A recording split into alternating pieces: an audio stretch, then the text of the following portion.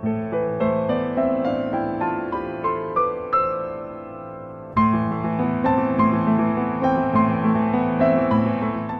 morning, ladies and gentlemen.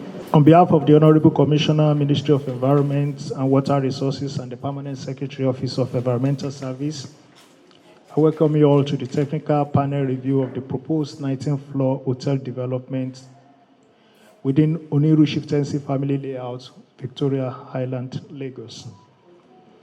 As we are all aware, according to statistics, most of the investments in Nigeria mostly comes to Lagos. And as a state, we want to make sure that every investment that comes into the states is done in a sustainable manner. And that is why the state government, through the office, Ministry of Environment, has put in place the process whereby environmental impact assessments of projects can be assessed before the project Recording in progress. commence. We are here today to review a proposed 19th floor hotel project in line with the EIA Act of the Federal Republic of Nigeria. Before we commence fully, I want us to understand that this is a program that is very, very important, not only to the state government, but is also important to the general public. The impact of development on the environment of people is something that is very crucial. And that is why the state government decided to make it a public participation affair. For those who are joining us online, if you have any questions or any comments, type it in the chats or the question section. We will surely read it out. Now we continue the program by inviting the representative of the Honorable Commissioner to give the opening remark. Good morning, everybody. My co-panelists, every member of from Lagos State side, our host community.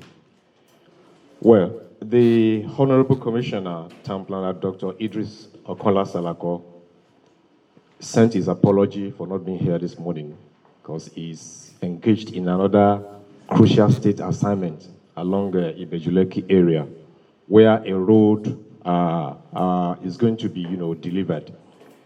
Having said this, let me just start by saying we have listened to Mr. Lasisi. Recording in progress. And we know Lagos has some characteristics that we need to, be aware of. And that is the more reason why we need to put everything in place to ensure that whatever development we are putting in this fragile zone of ours in Lagos is sustainable. Lagos has the largest population, has the lowest landmass in Nigeria, and out of the lowest landmass, 60% is water, 40% is land. So we need to ensure that whatever we put in space is actually, sustainable. Well, we know that projects of this nature normally comes with some economic benefits. But then, apart from, away from economic benefits, we are intruding into the natural environment. And we know that there are so many elements that is going to be affected. Some we can see physically, some we cannot see. So we need to ensure that whatever projects we are, putting on, at least it has some mitigating measures where some, aspects of this environment is going to be negatively affected. And I want to give kudos to Minister of Environment for having this kind of a forum. And I want to charge you to continue in this manner because in the past, we have not been doing this. And I think we are in the right channel, in the right direction to ensure that most of the mitigating measures that is going to be, preferred by the proponent of any project is actually monitored. And because we know that people are going to be affected, the environment is going to be affected. And having said this, I want us to ensure that we listen very carefully to the presentation of the consultant on this project. Like I said, economic aspects it is going to be positive. But there are so many negative aspects that affects the environment, that affects human beings, that affects those who are living within that community, which the project might affect. And this is the essence of us gathering this morning to listen to their report, what they have identified as negative effects, and what are the remedies they have provided. And I know that by the time we are through with this presentation, we'll be able to say it's either this project goes off or we give it a pat at the back. So I want to charge us to listen very carefully. It's a project that is very germane. It's a project that Lagos State government wishes to have in that corridor. Then we need to ensure that we put every aspect of the environment in good shape. Thank you. And this process for us is important because EIA globally has become a very important management tool. It is a very important environmental management tool. It does not only help those of us who are policymakers to take decisions on projects, but it also helps the proponents to be able to ensure that their investments are invested in a sustainable manner.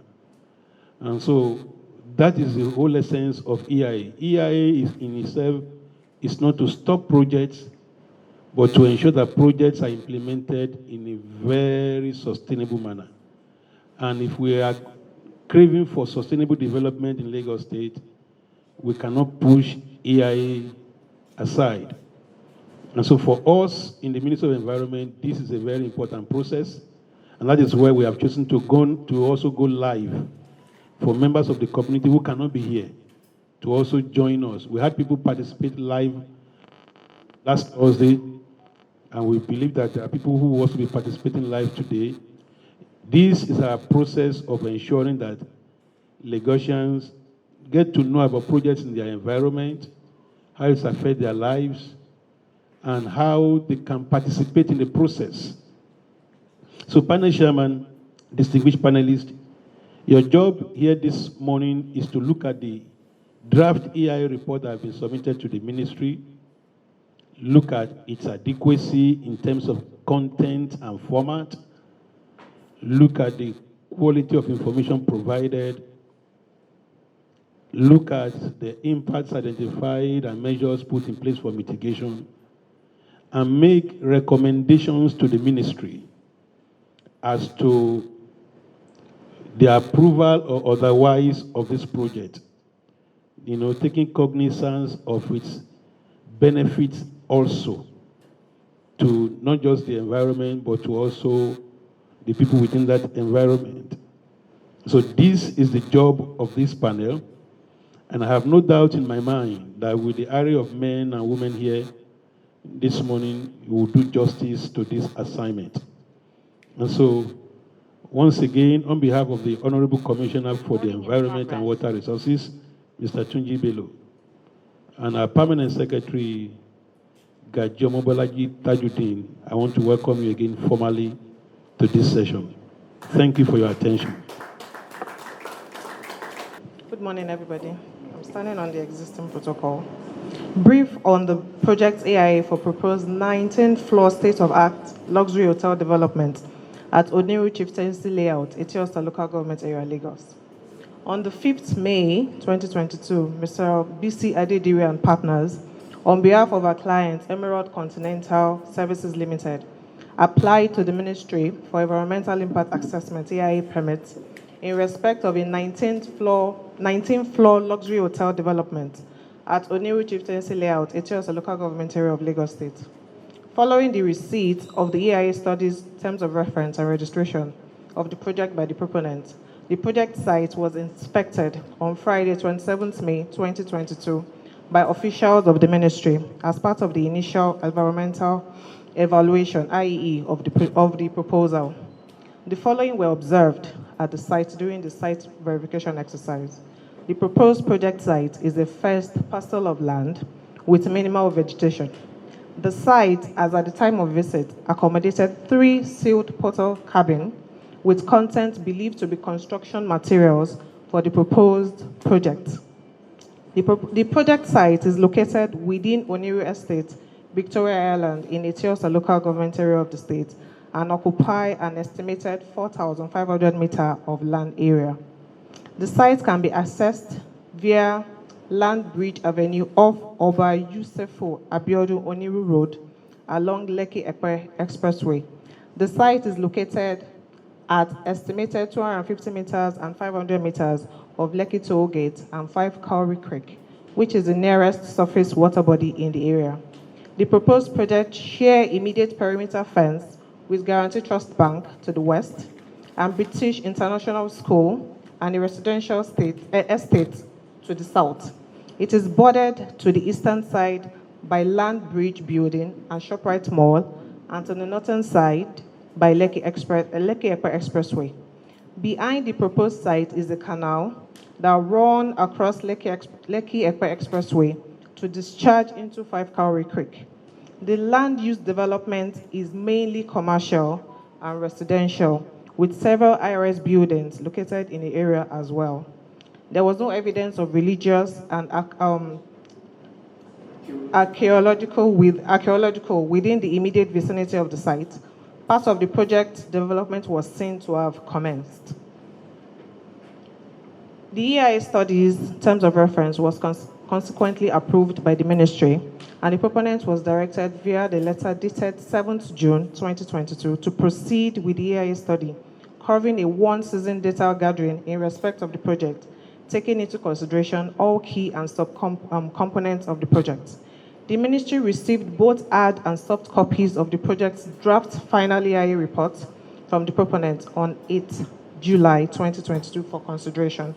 As part of the consideration of the draft final EIA report, as well as the need to obtain the input of the experts and relevant developmental project approving ministries in Lagos State, the Permanent Secretary on the 26th July 2022 constituted a 7-member panel to review or examine the adequacy of the document and make recommendations to the ministry for an informed decision on the project's EIA. The panel is composed of the following field: 1 expert each on waste management / climate change, structural / civil engineering, and the ministry's in-house civil engineer, regulators, representatives of the Honorable Commissioners and Director, Ministry of Fiscal Planning and Urban Development, Lagos State Fire and Rescue Services, and the ministry, that's Ministry of Environment and Water Resources. The project covers the following key components: an helipad landing platform, which is to be installed on the uppermost floor of the building, 2 basement floor for parking space, associated utilities, including sewage treatment plants, generator plates, landscaping, gate, etc., in addition to other basic facilities required for effective operation of the hotel. Thank you. Everyone, so we just continue with the presentation. While we go to the content of the presentation, we're going to have the introduction. We'll have the description of the project, proposed project, which has already been handled, so we won't dwell so much on that anymore. Project location, the planning regulations. We'll look at the project justification and alternatives. We'll look at the analysis of field studies and results, identified impact and mitigation measures. We'll look at the environmental management plan, and we'll conclude with the recommendation. All right, so let's quickly go. Now, it is important that we all know that the hospitality sector takes a very important part in the GDP of any country. Now, in 2020, a survey was carried out, and it was recorded that 11% of global GDP is as a result of the hospitality sector. And in Nigeria, as a result of the COVID-19, so it's reduced a bit to 11%, but I'm sure it's going to increase gradually. Now, in 2019, PricewaterhouseCoopers is a very good company, audit company, firm globally. They did an estimation, and they realized that 5.1% is the impact of hospitality sector on the GDP of Nigeria, which is going to even increase more than Kenya, South Africa, Mauritius. These are countries with very high GDP in their country. So, but if we can invest more in hospitality sector, definitely it will increase the economy and the GDP of the country. Talking about the pH, the pH of the groundwater sample that you took, you said that the pH value is 6.6, and the pH value for one of the sampling points within the location is 5.7, and your interpretation of this is that what you have within that location is far better than the control pH. Of course, we should note that pH, when you have lower values, we are talking about acidity. It's more acidic than what you have outside. So the lower value does not necessarily mean better value. The word safety and the word security is only one word that differentiates them. One is prevention of accident, the other one is prevention of crime. So both are prevention. If that edifice is from the technical thing, there is nothing like muster point. From what it was shown on the, nothing like muster point. Two, that evacuation plan will lead you to your muster point. Because first thing first, not everybody can be a fireman, but there should be a direction for them to move. Even when you are showing us the plan, there should be a direction for them to move for their safety and safety of everybody around that place. HSC is so important when it comes to a project of this magnitude. You need to put in some HSC. We don't pray for casualties, but maybe you have a site clinic or something, then the neighborhood where this project is to be put in place, it's a closed one. So if you have issues of accidents or minor accidents, you need to have a first aid, just like a site clinic on ground to handle such matters. Evacuation. There's no evacuation plan. You did not explain the evacuation plan and evacuation design for the hotel. In case there is fire, what will happen? Another resident said, you did not talk about the technical presentation, the dead and the live load of the design of the building. Nothing was mentioned about it. We talked about the traffic.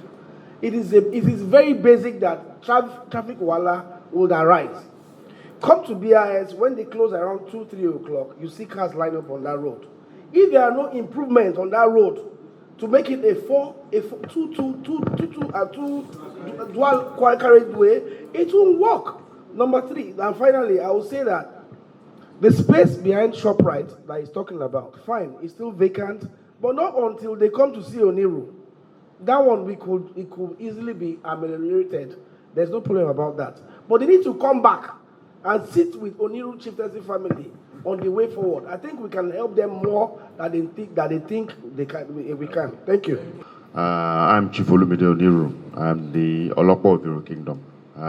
Here with my colleague Chief Alawe and Pale Etirin and Prince Morisiku. So we are all representing the Oniru family interests, how we said, the Oniru estate. As my colleague has actually mentioned, it's true that it's a great thing that this kind of project, this kind of investment can happen. Not only in Lagos State, but take it into Oniru. It shows the viability of the estate from the point of view of investment and the importance to Lagos State as a whole. But what we are here really to query is how these developments impact on the residents of the estate, who are also key stakeholders. So an environmental impact assessment, which hasn't really taken into account the impact on access of vehicles and movement of vehicles on that main road, the Lambridge Avenue Road, as my colleague has mentioned, is a critical component of the EIA assessment. Some of your structures, are they going to be prefabricated, or they are going to be used, they are going to be done right on the field there? Because it helps us to also look at the kind of impact you'll be having in that place. Where your concrete works are prefabricated and they are brought, that means that part of the impact of that project will be felt, is going to be taking place in some other places. And then, so it helps us to also know whether you are also having impact of the same project already on another location. Because right now, this assessment is purely on this site. It's on this site. So where you are doing any other thing outside of this site, because of the project, you're also impacting on that site also. So we need to have some of those information. You can use a Google map, like you have shown us. Locate that site and let us see what is going to be the influence of this particular project that you want to bring on board to some of the landmarks, ShopRite, some of the projects that is around, maybe within the 250-meter radius or 150-meter radius, so that issues that has been highlighted here will be able to, actually picture it very well. Now, the issue of traffic, yes, there is no way traffic issue will not come. But then, you have not said anything on this, the nature of the road, the surface of the road, the current situation on where you are going to access this property from. And like what one of the chiefs said, you need to at least factor into that and see how, because by the time you are preparing your site, by the time you are into the construction stage, there is no way all your heavy-duty machines will not impact negatively on the road. And for it could be integrated into your report, but for this kind of presentation and for the benefit of those who have no access to that report, I think it is better for us to factor all this. Thank you. The environmental components of this review, which I am specifically assigned to the solid waste and climate change aspects, and borders on clean water and sanitation, solid waste, treatment of the wastewaters that will be generated from this facility, sustainable cities and communities. So I'm going to be detailing some of the specific, and I mentioned it in my question. You can't gloss over saying you're going to use high efficiency energy conservation systems, you're going to use high efficiency solid waste management practices. You have to be specific.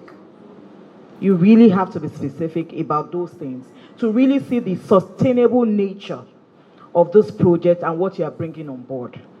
Then responsible consumption and production. I mean, the volume of solid waste that this project will generate based on the data you have, not even the one that we can model, based on the expected population, expected traffic and all that, is a lot. I mean, for instance, the food waste that will be generated from this project is a lot. And your report doesn't detail how you're going to manage the food waste. And food wastes are one of the potential areas of greenhouse gas emissions if they're not properly managed. And that will, contribute to climate change. And remember that your project is not in isolation. We have other hotels and other, structures around that place. So it's very important to detail how you're going to manage the emissions. I'm talking about with respect to climate change from these various aspects of the solid waste that you're generating, the organic aspects. And then we also have the waste like plastics. There's hardly anything in that report on how you're going to manage waste like plastics. So I'm going to share some ideas with you. I'm going to provide it in the report. I mean, you talked about the waste hierarchy and waste management strategies like reducing, like recycling and all that. But you need to be specific. So in your EMP now, what are the recycling agencies and NGOs in Lagos that you are going to engage to take care of those wastes that you will, generate in large volumes? It's very important that you detail that. And I know that Lagos State is championing particularly things around plastic management. So, I mean, all of those kind of details need to be incorporated in that report. Some of the EU raised, honestly, it has been addressed in the report.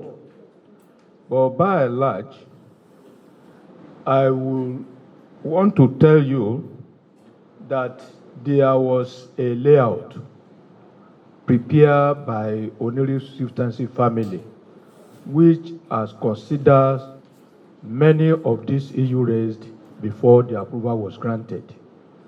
And as presented earlier, you will realize that the corridor where the project is being sited is purely commercial, and there is linkage between all other projects that are already ongoing in that area. But without wasting much of our time, because we don't have much of the time, it is unfortunate that the technical man, the mechanical and the structural engineer who happened to be a consultant on this project, have technical AU to join us. They would have been in a better position to explain some of these things. But honestly speaking, before the approval was granted for the 19th floor, we haven't started anything on site. Geotechnical test was carried out, and it was ascertained that the soil has the capability of carrying the load. That was why it was approved. Coming to the end of the program, the exercise, I would like to call upon Mr. Jubril Abisola to give the vote of thanks. The panel members, they have said it all. So we want to thank you very much for the opportunity given to us to have a look at this report and how it can affect our state here. Sincerely, I wish that the caveats, the Oniri of you will be watching us live to see how the chiefs are defending the community. I just wish he's watching it now. We want to thank you so much for your efforts to be here, because it's not easy for you to sit down here for 3 hours now. And it's about your community, it's about the state. So we want to thank you so much for being here. And the panel chairman, sir, I'm really, really fascinated by your display of your actions here. And the minister wants to thank you so much for leading this panel to deliver their assigned duties. It's a good idea that we have started this. And I believe if we keep this momentum, Lagos will be a center of excellence and will probably give us that 21st century economy that we are trying to sell to the whole world. Well, having said this, I want to appreciate Ministry of Environment for organizing this kind of stakeholders engagement to better the environment that is so fragile that we need to, keep in tune with. It is far said this morning, towards this afternoon. A lot has been said, a lot of issues have been raised. We are not castigating your report, but we are just trying to ensure that you can raise your head and tell anybody, anywhere in the world that, yes, BC Adidire wrote this report. Please endeavor to factor in most of these technical queries that have been raised. It's just to better that report. And I believe by the time you are submitting the amended copy, anybody can pick it up and say, yes, this is a good one. Minister of Environment, I want to appreciate you. The representatives of the Permanent Secretary. On a final note, I want to beseech everybody with journey mercies back to our various homes. Thank you for coming.